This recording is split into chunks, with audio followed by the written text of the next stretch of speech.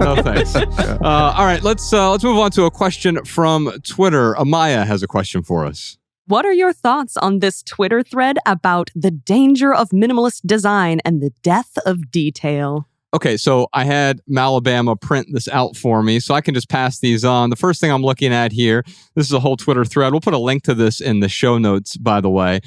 And really what they're illustrating here is when you take simplicity or simplifying, not simplicity, you take simplifying too far.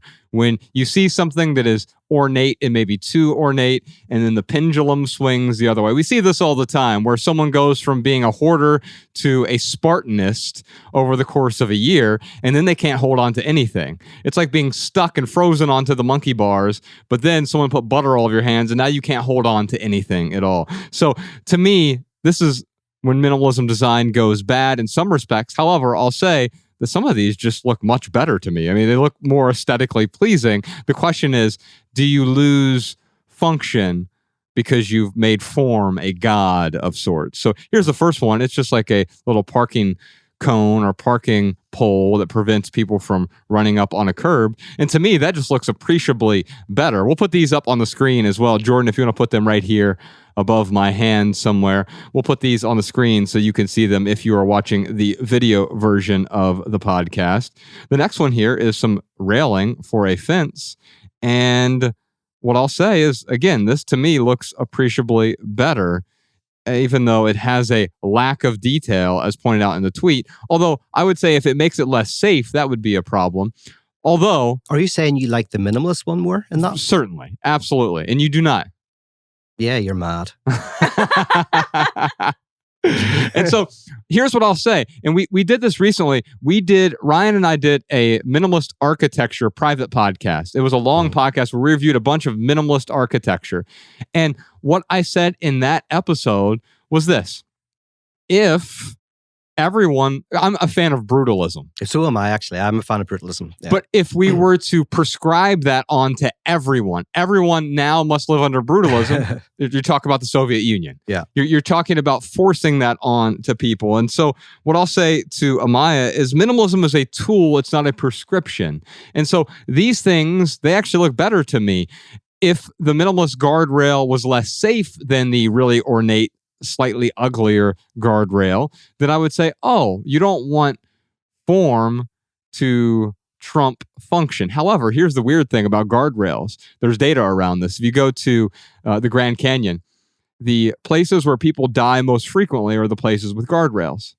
Because we overstep our bounds when these artificial boundaries are set up. And so we try to climb on top of them or stand on top of the guardrails. And so people die most frequently at the guardrails. If there isn't a guardrail there, they stand a few feet back and then they don't stand in danger. So maybe here the most minimalist design would be to remove the guardrail altogether. I'm just imagining if you were president, it would be reading Schopenhauer and brutalist architecture. That's terrifying. And I love it. I'd be happy, but I don't know if many other people would. I think I would amplify it, but I would not prescribe it. Yes, yeah. And I think that maybe the power would get to your head. Yes. And I will become the tyrant. And here's the one we might disagree with the most here. So we'll put this on the screen. It'll be in color on the screen, but I'm handing over black and white. This is a old British red phone booth versus like an American minimalist phone booth. And while I can appreciate the old British charm of the red phone booth, let's face it, we don't even have phone booths at all anymore. So all of this has been rendered irrelevant anyway. What are your thoughts on this? This is where the minimalists get controversial. This is where you're going to get cancelled for not liking the red phone booth. This is... I mean, that's a design classic, that red phone booth. But you're right that they're kind of like redundant now. Yeah.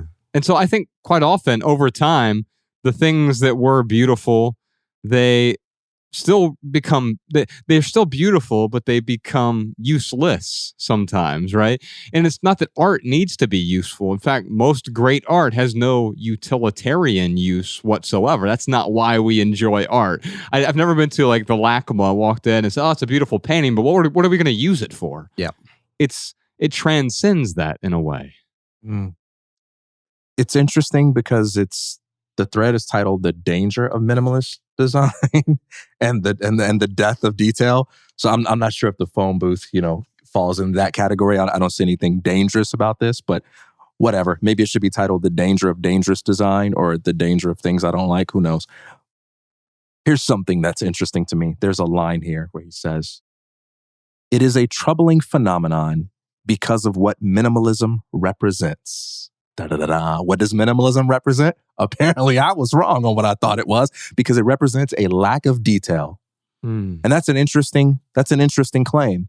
I don't know any minimalists who actually say that minimalism represents a lack of detail. It represents a lack of excess. Yes. And there's a huge difference, right? Because it's sort of like writing. Say everything that you need to say for the story that you're telling and not a word more.